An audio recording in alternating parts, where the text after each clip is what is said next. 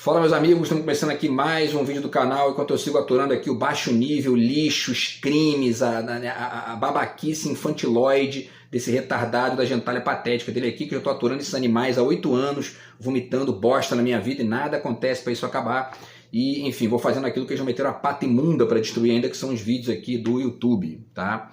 Hoje eu estou trazendo 2 vídeos para vocês, certo? Nesse primeiro vídeo a gente vai fazer um comentário, uma reflexão aqui, né?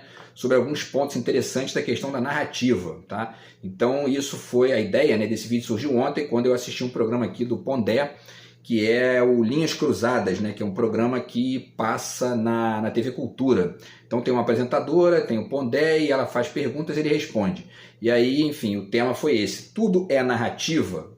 Ou seja, né, quer dizer, a questão da narrativa resume tudo que acontece ou tem mais coisa que isso, né? Vamos tentar refletir isso aí nesse primeiro vídeo. E no segundo vídeo eu vou trazer para vocês aqui a decisão, né, do Tribunal de Haia, que bateu o martelo, né? Israel agora é oficialmente um estado criminoso, tá? Então vamos falar um pouquinho sobre isso aí também.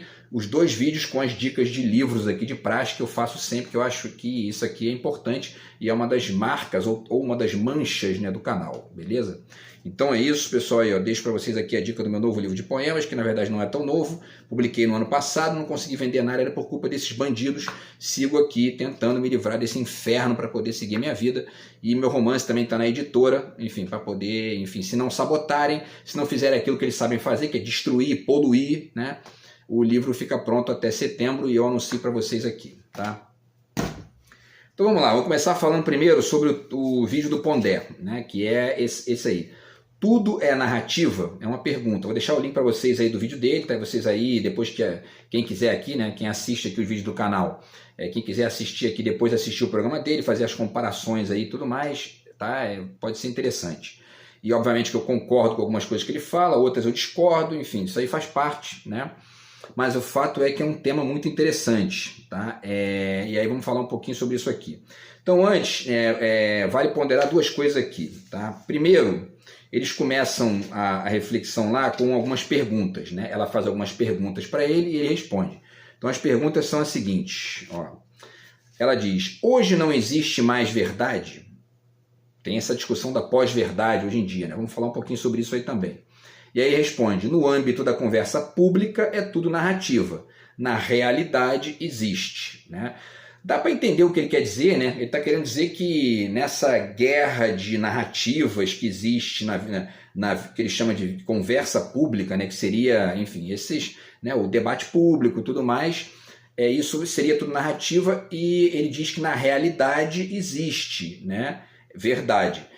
Eu já vejo um problema nessa frase, porque o debate público ele é uma realidade. Né? Ele acontece, ele existe, ele funciona, ainda que gere problemas para uns, melhorias para outros, mas isso existe, né? Isso é parte da realidade. Então essa distinção entre realidade e conversa pública, não acho que seja uma boa distinção. Menos ainda porque fica parecendo, como já fiz vídeos aqui também, que a realidade estaria na vida privada e a vida pública é tudo uma farsa. Isso enfim, né? É uma estupidez pensar assim, né?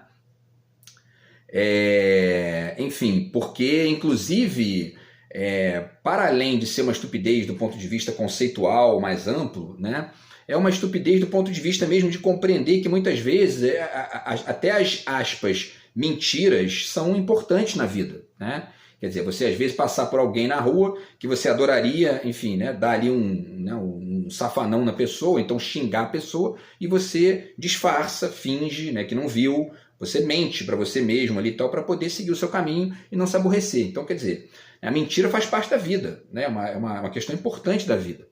Bom, enfim, então, quer dizer, a conversa pública, ela faz parte da realidade, né? Talvez a melhor distinção, né, nesse caso aqui, seja a de que as pessoas muitas vezes se colocam de forma ponderada, né, ou até de forma excessiva no debate público, e na sua vida privada elas falam ali a coisa de maneira mais aberta, porque inclusive isso sustenta uma civilidade, né, que os fofoqueiros, por exemplo, não têm inteligência para entender, né? Bom, segunda pergunta que ela faz para ele, ela diz: você escolhe a sua verdade como quem escolhe um molho de macarrão? E aí o Pondé responde: normalmente quem acredita que tudo é narrativa é assim mesmo, né? Então, quer dizer, Para quem acredita que tudo é narrativa, você escolhe uma verdade como está escolhendo ali uma marca de produto, né? Enfim, né? Essa aqui serve, essa aqui não, essa aqui serve, essa aqui não. Em certa medida, na vida da gente, às vezes isso é bom, né? Porque você não pode, por exemplo, tratar, né, sei lá, um padre da mesma maneira que você trata sei lá, né, um cara que você está encontrando ali na noite, que tem ali enfim, né, não tem aquela não pede aquela ponderação, pelo contrário, é um cara piadista que você encontra ali, você fala gíria, você fala palavrão e tudo mais, não tem problema. Com o padre você já não pode fazer isso, porque às vezes o padre, né, uma pessoa que tem ali vai reclamar com você, vai sair fora, não vai querer conversar contigo mais. Então, quer dizer, isso de certa forma é um pouco isso, né? A forma da gente se posicionar ou até a forma da gente dizer alguma coisa muda conforme muda o interlocutor, né? O conteúdo muitas vezes não muda, às vezes até muda, mas muitas vezes não muda, né? Agora, a forma de dizer tem que mudar, porque senão, né, a gente acaba sendo, enfim, uma espécie de robô, né? Enfim, bom, o que mais? Né? Tem um mosquito aqui, deixa eu ver. E aí a terceira pergunta que ela faz, para finalizar, né? Ela pergunta, quer dizer, são 4 perguntas, né? Ela diz, vivemos a era da pós-verdade, né? E aí o Pondé diz que nós vivemos sim já há uns 5 anos. Há uns 5 anos que isso seria, né, o que a gente está vivendo seria a época da pós-verdade. E, bom, isso é questionável também. Vamos tentar pensar isso aí, né? Agora, essa ideia de pós-verdade, ela na verdade, né, com perdão aqui da aparente ironia, mas enfim, essa ideia de pós-verdade, na verdade, ela está preenchendo um espaço de multiplicação de adjetivos, né, dos quais ela é apenas uma referência. Existem várias outras referências que podem dizer o que a gente está vivendo hoje e que muitas vezes várias juntas dizem, né? E mais, essa ideia de pós, esse prefixo pós aí antes do verdade, ele é muito mais um efeito do que a gente está vivendo do que um retrato, né? Ainda que o efeito seja parte do retrato, mas ele não é o retrato, né? Então por quê? Porque nós estamos vivendo uma certa época de chamar tudo de pós, né? Que, na verdade, esse efeito de ficar colocando pós na frente de tudo, né? E até engraçado o pós está na frente, né? O pós na frente de tudo, ele de certa forma, uma espécie de característica disso que se chama de, enfim, pós-modernidade, ou enfim, né? Disso que se coloca esse pós aí na frente das palavras para poder representar uma lógica que é muito mais ampla e que vocês vão ver, eu vou fazer aqui, né, uma lista de livros aqui, tudo isso que a gente está vivendo é uma realidade múltipla, da qual existem, né, e na qual existem versões que são radicalmente pessimistas, outras que são otimistas, outras que são ingênuas, outras que são enriquecedoras, enfim, né? E tudo isso aí é parte do que a gente está vivendo, né? E ainda um último comentário em relação a essa questão de pós, isso também é um efeito de uma certa percepção que se tem do mundo de hoje, que está pautada, né, a percepção está pautada por um entendimento da coisa meio que como se fosse tudo uma lógica de aceleração. É tudo aceleração, é tudo para ontem, é tudo instantâneo, efêmero, etc. e tal. Então, quer dizer, obviamente que a gente tem que nomear isso com um pós na frente, porque, enfim, é tudo para ontem, né? Então, enfim, isso é questionável também, de que a gente está vivendo numa época da pós-verdade, tá? E por último, a última pergunta que ela faz é o seguinte: saberes indígenas valem tanto quanto ciência? E aí ele diz, pergunta isso para um pós-moderno. Vale ponderar 2 coisas aqui, né? Primeira, que o Pondé no vídeo, ele em alguns momentos parece aderir a certas perspectivas dessa tal pós-modernidade, ou seja, ele parece ser algo pós-moderno ali em algumas perspectivas dele.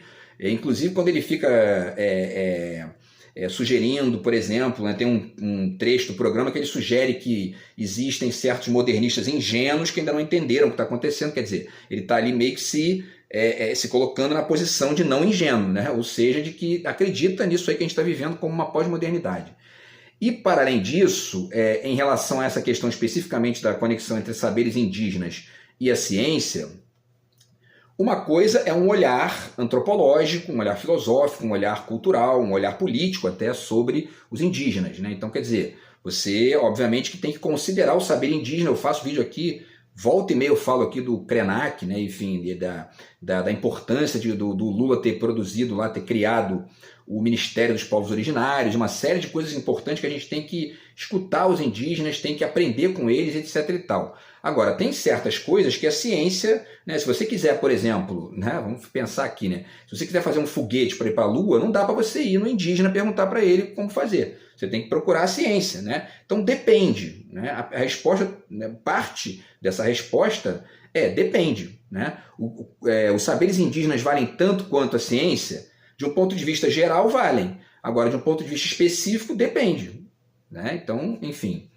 Bom, e aí eu já vou, antes de continuar aqui com a sequenciazinha, né, do vídeo e fazendo aqui os comentários devidos, eu vou passar uns livros aqui rapidinho, né? Vou fazer aqui uma listinha de livros para vocês, tá? Como eu faço sempre aqui no canal, né?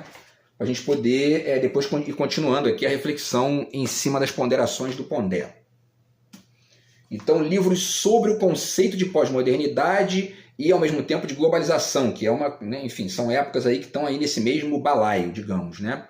A identidade cultural na pós-modernidade, do Stuart Hall, que vai discutir algumas coisas que o Pondé discute lá no programa, quer dizer, essa questão da multiplicação das características da identidade, do descolamento do biológico, das mesclas, né, entre biológico e simbólico, etc. e tal. Muita coisa disso está aqui, né? E são apenas algumas referências, porque livros sobre esse assunto tem, enfim, né, centenas, tá? Mas são esses que eu tenho aqui, que eu já li e tudo mais. Enfim, esse aqui do Christian Kumar, da Sociedade Pós-Industrial à Pós-Moderna, Novas Teorias sobre o Mundo Contemporâneo. Esse livro aqui é muito bom, porque ele é profundo, ele é, enfim, rigoroso, ele discute aqui, inclusive, as origens medievais da noção de modernidade e tal. É bem interessante o livro, fala sobre pós-fordismo também e tudo mais, enfim. Tá? Vale a pena deixar essa dica aí. Esse livro aqui do Frederick Jameson, que também é um dos melhores livros que eu já li, assim, um livro sensacional, tá? Pós-modernismo, a lógica cultural do capitalismo tardio, e ele fala sobre muita coisa aqui, sobre arte, sobre, enfim, né, cinema, arquitetura, pintura, enfim, né, literatura, e fala também em alguns trechos sobre uma característica sutil disso que a gente está vivendo, que seria algo como uma espécie de homologia, quer dizer, na medida em que as grandes narrativas, isso é a tese, né, dos pós-modernos, a tese dos pós-modernos é a de que as grandes narrativas acabaram. Então as grandes narrativas acabaram, quer dizer, o que sobra, né, é uma espécie de homogeneidade que tudo serve, tudo pode, tudo vale, tudo é a mesma coisa, né? E aí ele faz uma crítica disso aqui, diz que isso acaba caindo numa espécie de indiferenciação vazia e meio que ingênua, né? Então, se existem os, aspas, modernistas ingênuos, como pondera ali o Pondé, como sugere o Pondé, né? Enfim, existem os pós-modernos ingênuos também, que são esses que acham que acabou a diferença, que é tudo igual, que é tudo a mesma coisa, etc. e tal. E, enfim, quando não são os neonazistinhas, neoidentitários, que acham que são pós-humanos, são melhores do que homem e mulher, né? Porque tem isso aí também. Eu estou aturando uns aí, ó, né, que são bem assim, sabe? Enfim, então tá aqui, esse livro do Jameson é muito bom aí nesse sentido, tá? E tudo mais. E aí, para finalizar, mais duas referências, esse livro aqui do Gilles Lipovetsky, tá? Gilles Lipovetsky, né? Enfim, e do Jean Serroy. O Pondé também cita o Lipovetsky no vídeo, tá? E esse livro aqui, quer dizer, A Estetização do Mundo, é um livro no qual ele faz referência também a várias questões ligadas a essa ideia de pós-modernidade, e ele fala, inclusive, ele classifica a nossa época atual, nesse livro, de era transestética, né? Que seria justamente isso. E aí existe um aspecto interessante e complexo que a gente tem que pensar nesse sentido, que é tentar refletir o quanto que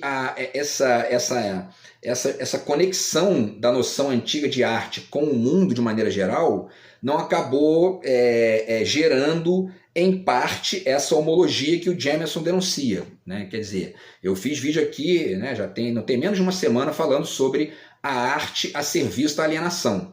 Porque se tudo passa a ser arte, né, então a inteligência é arte, a alienação também, a burrice também, o crime também, quer dizer, né? Então, a gente tem que pensar isso aí, né? Tá? Porque a gente está vivendo uma época meio que, em parte, que tende a cair nessas ingenuidades de acreditar que é arte, é bom, ponto. E aí isso abre espaço para todo tipo de bizarrice, né? E muitas vezes de atraso, tá? E o último livro dessa primeira leva aqui é o livro do Anthony Giddens, Mundo em Descontrole, o que a globalização está fazendo de nós. Essa ideia de descontrole ligada à globalização é bem isso, né? Essa coisa dessa lógica meio bizarra que a gente está vivendo e que alguns chamam de pós-verdade, outros chamam de descontrole, outros chamam de, né, enfim, de pós-modernidade e tudo mais. Tá? Então tem vários, vamos ver aqui que tem vários e vários adjetivos para o que a gente está vivendo, uns positivos, outros negativos e tudo mais. Tá? Então vamos voltar aqui para o vídeo do Pondé, né?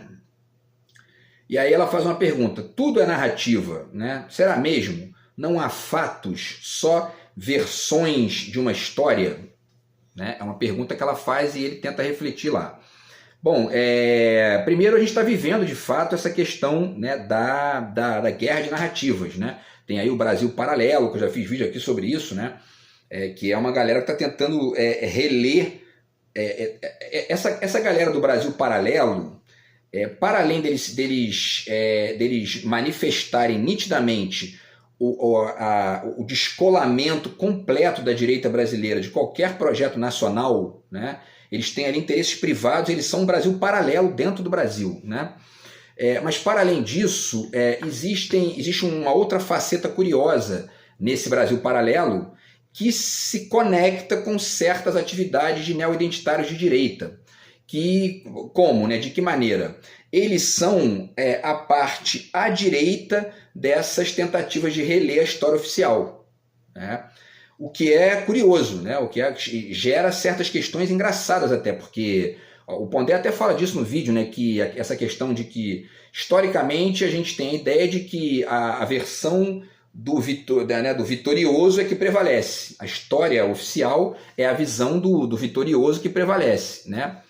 O curioso dessa história toda é que essa galerinha dos neoconservadores, tanto os neoconservadores meramente neoliberais, quanto os neoidentitários, né, os psi e tudo mais, eles manifestam isso relendo verdades oficiais que acabam podendo ser conectadas com a esquerda. Por exemplo, a ditadura militar, né? A ditadura militar foi um evento de direita no Brasil, isso é uma verdade. Os Estados Unidos assumem, admitem isso, já divulgaram documentos, enfim, telefonemas e tal, armando o golpe, mas tem uma galerinha de direita aqui no Brasil que prefere ler isso como, né, isso aí não, isso aí foi meramente ali uma tentativa de se livrar do comunismo, etc e tal, né? Então, portanto, não teria sido uma ditadura, né? Seria, na verdade, uma revolução, ou enfim, né? O nome que eles queiram dar aí. Então, quer dizer, nessa guerra de narrativas a gente vê de tudo, né? Vê uma parte mais crítica e mais, enfim, né? Bem embasada, que são as releituras que acrescentam dados, e até mesmo dentro da literatura, nós vamos ver um pouco isso aqui também, né?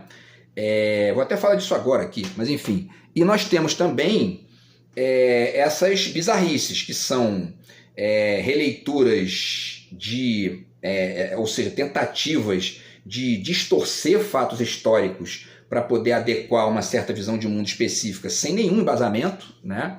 Como, por exemplo, essa questão de dizer que a ditadura militar não foi ditadura, foi revolução, foi uma maravilha, tinha que ter acontecido, etc. e tal, né? E nós temos, ao mesmo tempo, certas movimentações, aí no caso do Brasil, à esquerda, desses grupos minoritários, neo-identitários, mas tentando reler partes da história que são, de fato, enfim, historicamente, com perdão da redundância, historicamente negadas a eles. Então tem o movimento afro que está tentando reler a escravidão, tentando apontar esses problemas, os próprios indígenas a partir do Krenak, outras figuras importantes como ele e tudo mais, enfim, né, tentando fazer essa releitura, esse Brasil paralelo, digamos, né, inteligente, né? E não esse Brasil, mas não um Brasil paralelo descolado do Brasil, né? Mas um Brasil paralelo no sentido de caminhar junto ali, acrescentando, né?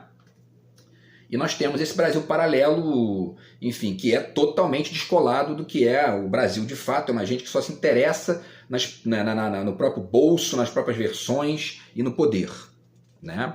Não que a esquerda não queira o poder também, mas a esquerda tem projeto. A direita, o único projeto da direita é o antiprojeto, né, de dizer que o Estado é mínimo, que o Estado não funciona, que o Estado caga-regra, que o Estado tem que acabar e que, enfim, o que vale é o interesse privado e blá, blá, blá, blá, blá, blá, né?